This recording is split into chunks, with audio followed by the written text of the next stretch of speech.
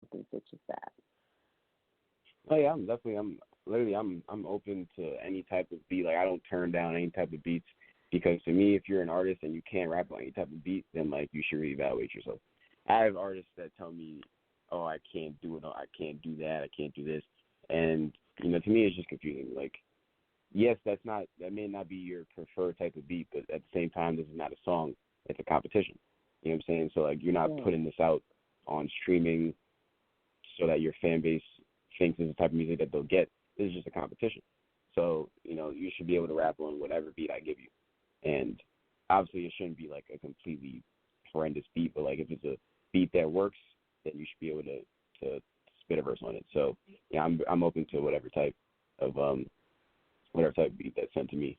But yeah, I'm all for paying tribute to the I literally used to do segments on my page called Today in Music History, where I would just highlight things that happened on this day in whatever year, whether it be 1900s or early 2000s. I used to do that type of segment. So I'm always open to highlighting the past in the present. I used to do it a little bit too much. That's why I had to, because at the same time, we're still, hip hop is a young man's game. It's always been, and I think it always will continue to be. So I still have to, stay in the present as well, but I'm definitely not opposed to highlighting the past. Okay, so let me see. I'm gonna find a song, and I'm gonna see how you judge it, and we will leave it on for a few seconds. Okay, you give me your reaction to it. Let's go. Let's see if this is the correct one. It's by Jay Reed out of Tampa, Florida. This one is called "Get the Bag," and I just hope I titled it right. So just bear with me. Let's see what you think of this track.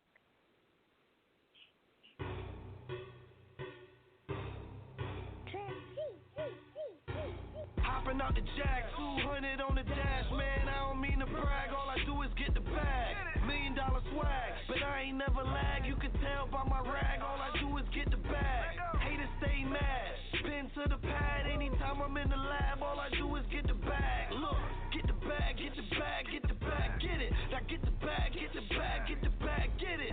Read, about time that they notice me. I make fans go crazy, like Jodeci. Hands down, I don't know nobody gold as me. Anesthesia on the beat, then perform surgery. Get money, flip it quick. Haters stay counterfeit. You ain't in my circle unless we getting something out of it. It's a long trip, hiking mountains to the top. Riding in a drop top to $1 million yacht. Stop. Gotta get money quicker than Reeves. I'm the shit, gonorrhea. Life's a bitch like Medea. And that's word to my nigga JP. You would think I'm from Miami, how I'm rolling with heat. Shout out to There you go. So that's JV with Get the Bag out of Tampa, Florida.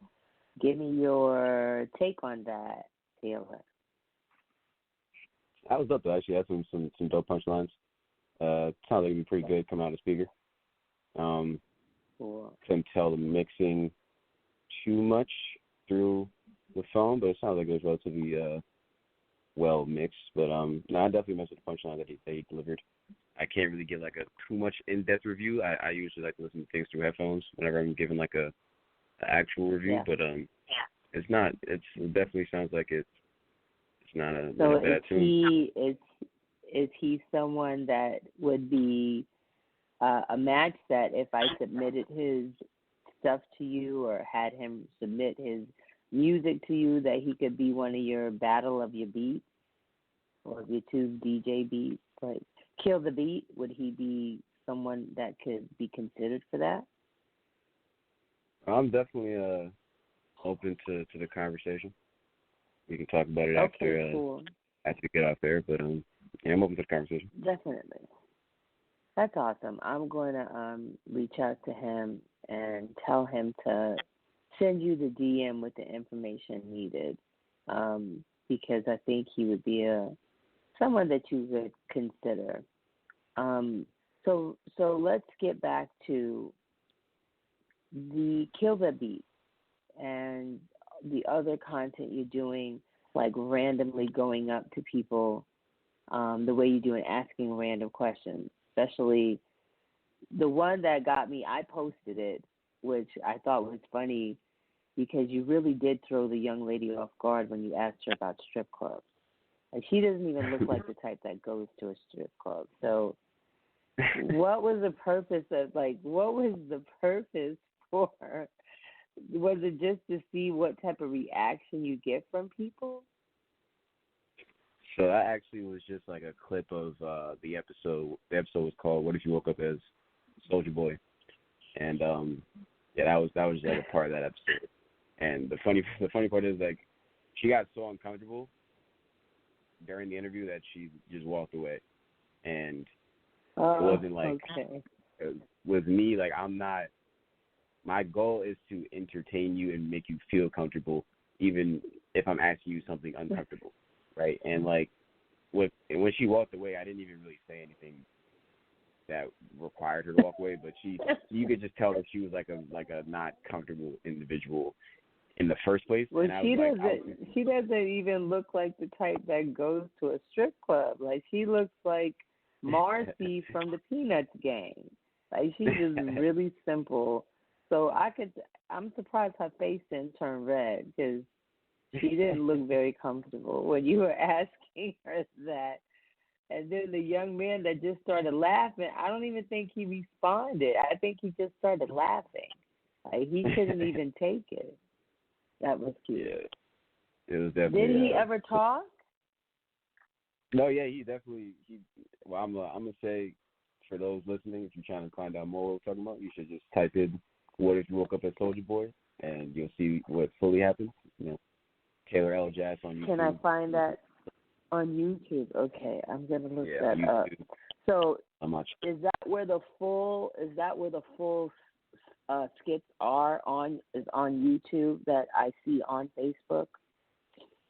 Yeah, where the extended versions of those mini clips that I post on Instagram, the extended versions are on YouTube. They're soon going to be somewhere else as well, but they're on YouTube right now, and that's where I post. That's where I'm about to start posting my full length version of Gap interviews. That's the interviews that I do with public figures. Those are going to be on YouTube now. Previously, they were on IGTV, but for all my Elajahs on the Street episodes, those are on YouTube. And so, like, the purpose of what I really wanted to do with that at first was just to entertain, and I like to control what's happening in the interview, right? So and during the interview, I want you to feel very comfortable saying whatever is on your mind. You know, I don't want you to filter. Okay, so let's say you're doing an impromptu, and you know somewhat of how you hear my personality through this interview. What if you did a random skit on me and threw out a random question? What would something like that sound like if you had to just do it right now, impromptu? What would you come up with? I'll give you a few seconds to think about it, if you can. I might do like a borough thing, since you're from the Bronx. I mean, that's like a difference between Bronx and Brooklyn female. I may do something like that. If I was actually in the Bronx interviewing you, that probably would definitely be the way I went with that. But with it all depends though, because with those type of questions, I always pre-plan the question, and then I pre-plan the rebuttal sometimes, and then it's like 85% impromptu, and then 15 pre-planned rebuttals, because I might know what. Okay. So like my very first one. So wait a minute, your pre-planned. Are you giving them the rebuttal to say? Is that what you're trying to say? Like, since it's pre-planned? No, I don't give them the rebuttal. I give them the question, and I feel as if I just know what an answer might be, so I'll pre-plan a rebuttal, and then I'll go impromptu off of that. But, like, you know, depending on the question, I just feel like I know what an answer might be after that. But I get it. Yeah. But have you ever gotten smacked or cursed out at by randomly. Like, I know you don't show that, but I'm sure there's outtakes. Have you ever been, cursed out, or someone just felt insulted and so it went wrong? Has that ever occurred? Honestly, even when I was doing my more racy stuff, like I earlier in the year, I used to do videos like, what if you woke up as an Asian man? What if you woke up as a black man? What if you woke up as a white man? I've never gotten touched. I've never, the closest thing that is anything to what you're referring to is that female walking off from the video. But other than that, like, I make people feel comfortable enough to be able to say what they want to say. So even if like even if they feel like I'm making them uncomfortable, by the end of it they're still laughing, and like we're fine after the camera's cut off. There's never been any type of animosity from anybody that I've interviewed, and that's why I love doing it so much, because I know how to get a rise out of you. So even if you might feel a little uncomfortable, you're still going to be entertained during it, and you'll still end up laughing at some point. So. Right. I like that. I mean, I'm gonna have to start looking at some of your YouTubes. I looked at a lot of your skits on Instagram. Some of them had me cracking up. I like to be silly. I like to laugh, and I see you going places with your form of art, form of broadcasting. I wish you well with what you're doing. It definitely needs to be televised. I still say that. And you have what you call Taylor, and how do I pronounce the second part of your name, since I think I mispronounced it the first time? It's what I tell people is you separate the ELA, and then you separate the jazz, and you put it together, and it's Elajahs. So you got Elajahs. ELA, which is Ella, and then JAS, which is jazz, and you put it together, it's Taylor Elajahs. Okay, is that your given name, or is that a name that you created? That's my stage name, Elajahs. Elajahs means beast in Estonian. Oh, that's awesome. So this is your broadcast network, everything that you are displaying on your Instagrams and on YouTube. Have you been getting any positive feedback from those that may want to pick you up to do other things, like because of your comedic take on this? Have you had anyone approach you about doing other things? Not really. I feel like I'm honestly still a little low key with it. Like, people that I actually interview, I think another thing is too, people get so caught off guard by my interview that like they leave just so off guard to where like they might even not even like think to say more to me after that. But I don't know. But yeah, I haven't been approached on anything outside of that. But at the end of the day, that doesn't bother me. That's not like why I do this for. Like, I'm not, my end all be all isn't to do this so somebody will tell me to be a actor on their show. Like, if that comes from it, cool. But like, I like to own all my own content. I like I'm trying to make You're going to. I mean, I just see you, Taylor. Like, I don't think it's something that you want or try to do.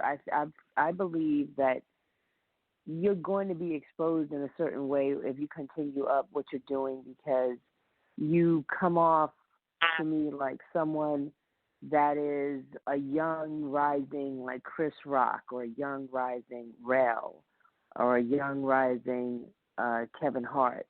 Like, you just seem like the type that you're starting here, but you could easily be a host on a game show because you're funny. I could see you on a comedy. There's a young man, he did some stuff on TikTok, I believe, and then he started doing movies. He's a young black man, comedian. He was in this movie, I think it was, I watched the movie. There was money in a frat house that he had to go and get, that he believed was family-earned money, that he had to pretend to join this fraternity, which was an all-white fraternity. I forget that his